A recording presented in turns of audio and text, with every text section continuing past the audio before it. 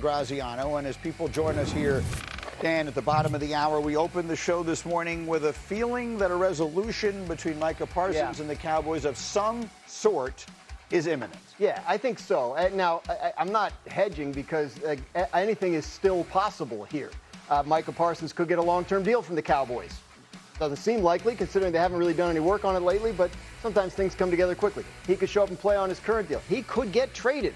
There are a lot of possibilities floating out there, but I do think we're at a point where in the next couple of days we could see some sort of resolution. Mike Tannenbaum jumped in with us at the beginning of the show to point out that in this new NFL world in which there were only 3 preseason games, what was manufactured is something of a little bye week, or maybe more like a business week. And so it's no coincidence that this is the week the Trey Hendrickson deal got done, and the week that the Terry McLaurin deal Kyle got done. Hamilton signed his extension with the Ravens yesterday. And other you know, less reported pieces of NFL business get done. So here's the one. It's going to something has to happen.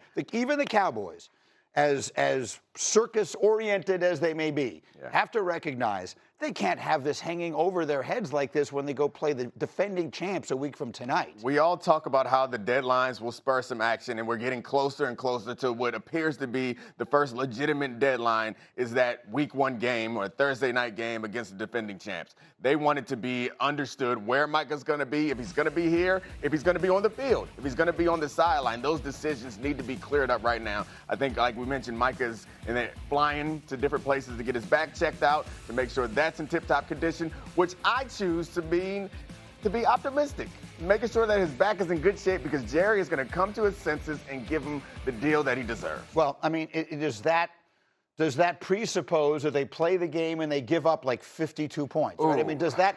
I keep coming back to that. Right. But if they go out there and they get thoroughly humiliated on the opening night, which was not my expectation, but certainly is not outside of the realm of possibility, that could create a little bit of momentum on Micah's side. Yeah, you talk about like shifting the leverage. That shifts the leverage really quickly. So that works out well if that's what happened. And I don't think that Micah would be rooting for that, obviously, but it does change. Yes, go ahead, Harry. I don't think it's week 1 versus the Philadelphia Eagles.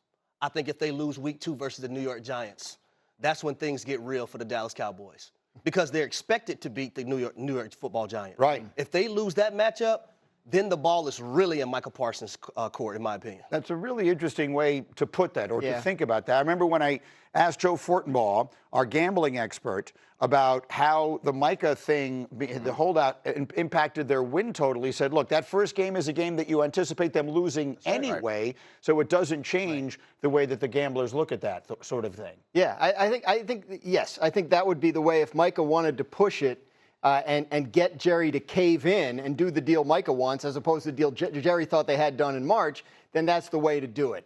At this point, I'm just questioning whether the Cowboys let it get that far or whether something has to happen in the meantime. I wonder a little bit, if we're saying this is about ego and pride, how has that changed? Like, there's not enough losing that will cause, I would think, the ego and pride to be set aside. And I know we can point back to the Emmitt Smith, but we all grow. Yeah, we all grow and change, and this is. It appears to be a different Jerry Jones than it was back then. That was 33 years ago, for the record. So we'll see where that is. All right, we're working sort of a slow hurry up. That's our top story this morning, but there are other big ones. The Kansas City Chiefs will open their season just 1 day later. Remember, they play next Friday night against the Chargers in Brazil, but they will be without a key offensive player. Graz, the story on Rashee Rice. Yeah, suspended for the first 6 games of the season. This is the result of a settlement between Rice and the NFL. The NFL wanted to impose a suspension. Rice thought it was too long. They couldn't come to an agreement, so they scheduled a hearing for September 30th,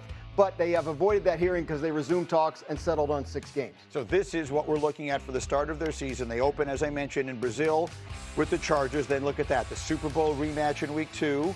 Giants, then the Ravens, which is a monster matchup, and the 6 games concludes with the Detroit Lions. So this is a pretty tough start to the season. How, if at all, does it impact the way you view Kansas City this year? Well, I mean, they played much of last year without Rashee Rice. Without Rashee Rice. And I think that a lot of the reason why we don't think highly of their receivers now was because Mahomes wasn't being protected. I think the protection changes the way that Xavier Worthy impacts the team. Like, you remember week 1, Xavier Worthy took that reverse, and we all were like, oh, they got something here. He's a deep threat.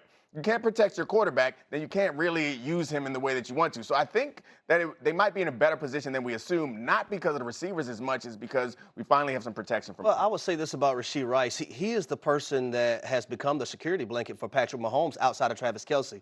He's the person that's supposed to take over that number one role when Travis Kelce finally gets done with playing. To not have him out there to, catch the balls intermediate. You think about the Baltimore Ravens game, the first game of the year last year. Yeah. Getting him matched up with linebackers and safeties, and Patrick Mahomes can just pick the ball up and just throw it to him. Football's not that hard, and Rashee Rice is going to pick up 15, 20 yards. That's what they're going to miss with him. But I do agree with Dom. The protection is going to be better in Kansas City. That's also going to allow those guys to get downfield and take the top off. This is still a positive outcome for the Chiefs relative to having the thing hanging over the second half of the season, not knowing when the suspension would start, not knowing how long it was going to be. Now they know, and they can plan around it. So the schedule looks tough, but at least they have some certainty. And I want to show you just how tough this opening game you should expect it to be. Can I put up C38? This number Hembo sent to me yesterday. In his 5 seasons as an NFL head coach, Jim Harbaugh has never lost on the opening game. He has covered the number in every opening game, and he's won those 5 games by an average of almost 11 points. So week 1 against the Chargers figures to be tough no matter what. I'd be interested in how often that opening game was against a team that had been to the previous 3 Super Bowls. And how many of them were being played in Sao Paulo, in Brazil? Like, it seems like there's some factors. A lot of variables, but Harbaugh remains the constant. Okay, and then one more in this slow-moving hurry-up. We stay in the AFC, the 2025 first-round draft pick. Graz, what is the latest you are hearing on Travis Hunter's much-anticipated regular season debut? The Jaguars say he was back at practice yesterday and moving at full speed. Now, my understanding is the Jaguars aren't really practicing at full speed this week. They're doing some walkthrough stuff, but he had missed several practices and a couple of preseason games. So the fact that he's back out there and is on track to play week 1 and is on track to play both sides of the ball in week 1 is a positive for the Jaguars. So our Jaguars reporter was tracking all of the snaps Mike Duracco. in practice, and it was remarkable how equal they were. He took 188 snaps in practice on offense and 176 on defense. So they really have been, at least in practice, using him equally on both sides. They believe that they drafted a player who changes the math. That is the phrase that their GM, James Gladstone, used when I was talking to him about this a month ago. They feel like he can play both ways.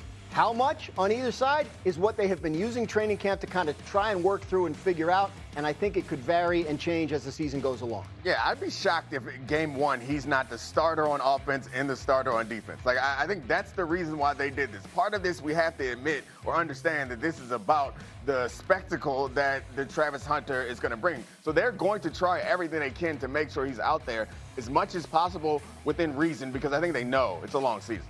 Harry, I mean, I'm trying to, look, I would love this to work. I don't want to be a wet blanket. I don't want to be the one saying this can't be done. But there is a part of me that thinks it can't be done because I keep hearing from people like you, Harry, how hard it is to play wide receiver in the NFL. And from you, Dominic, how hard it is to play corner in the NFL. The idea that someone is going to play both on a regular basis strikes me as just too much to ask. Yeah, I don't think you can do it 100% on both sides of the football. You have to pick and choose your battles. That's what it's all about, and have an extreme plan for Travis Hunter. Now, I would say this, week 1 versus the Carolina Panthers, that's a game, Dom, that you might want to go out there and allow him to play both sides of the football. Maybe. You know what? I thought of this yesterday.